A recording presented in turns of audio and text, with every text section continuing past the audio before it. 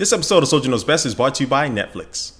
Hey, what's up guys? Soldier Knows Best here with my review of the 7th generation Ipod Nano. Over the past few years, the Ipod Nano has gone through a good amount of design changes, so I'm going to check out the new design of this Ipod Nano, a couple of the new features, and let you know whether it's going to be a good buy over the previous generation or not. So first, we're going to talk about the design. As we take a look at last year's Ipod Nano compared to this new one, you can see a slight difference, right? Just a little bit, right? But no, this is a very big difference because they kind of went back to the way the 5th generation Ipod Nano looked, but without that little menu wheel at the bottom. And this new iPod only weighs 1.1 ounces and comes in at 0.21 inches thick. So this thing is very small, only the size of really maybe 1 or 2 credit cards. As we take a look around the device, at the top you'll find the power button. On the left-hand side, you'll find the volume controls and also the play and stop button right there in the middle. Then on the bottom, you'll find the headphone jack, and next to that you'll find the lightning connector port, the new one again that's being introduced in all the new iPods, new iPhones, and more than likely the new iPads coming up. And at the front you'll find the familiar home button that you see in the iPhone and the iPod Touch, and that home button makes it a lot easier to navigate through the software.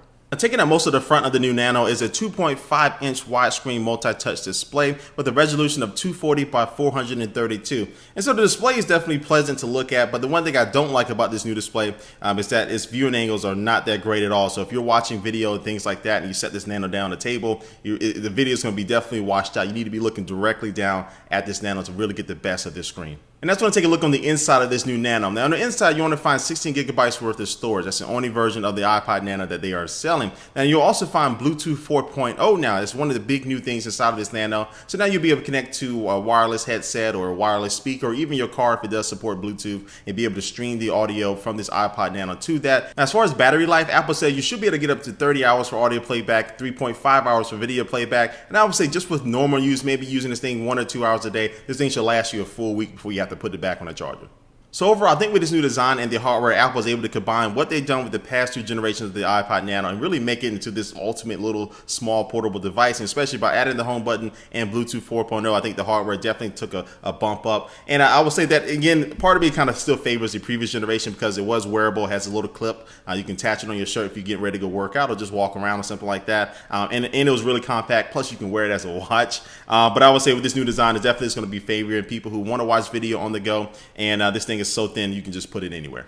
And now let's going to move on to this software in this new Nano. Now, much hasn't changed since the previous generation Ipod Nano. Software is pretty much the same, besides the home screen icons are now circular instead of square. But the way you navigate and stuff like that is pretty much the same. You can swipe from left to right on the screen to get back to where you wanted to, or you can just press that home button now and that'll get you all the way back to the home screen. But you have all the same applications on there. You have Nike Plus Fitness if you want to keep track of how you're doing while you're working out. The Ipod Nano can keep track of all that information.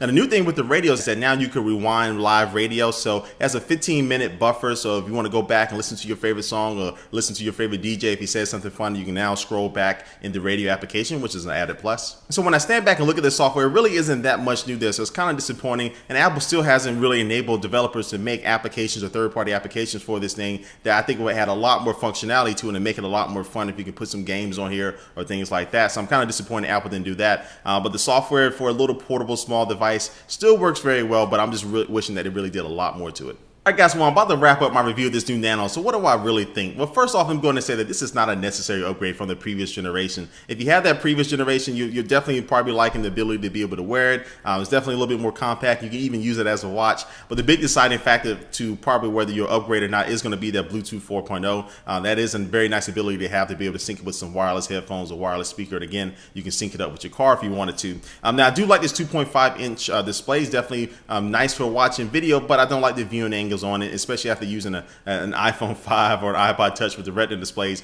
To go to this display just seems kind of really washed out in some cases. And the inability to be able to download third-party apps for this thing, which really could just bump up the potential of this Nano, is definitely a negative, and I wish Apple will probably change that. Hopefully they would change that here in the near future. But for its size, it's really the best device out there if you want to be doing video and audio, and this thing is just so small. Again, it fits everywhere. This is going to be the best device hardware, spec-wise, and performance-wise out there that you can get. And so this Ipod Nano costs $149, and it comes in about 8 different colors, so you have a good amount of colors to choose from depending on your personal taste. So anyway guys, this has been my review of the Ipod Nano, but before we head out of here, I'm going to take one last look at our sponsor for this video.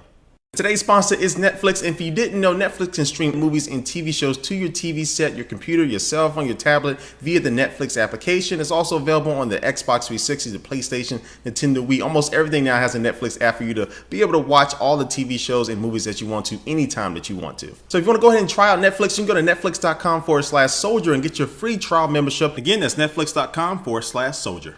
Alright guys, again, thanks for watching this video. Please leave a comment down below what you think about this new iPod Nano. And thanks for watching, guys, and I will catch you later. Peace.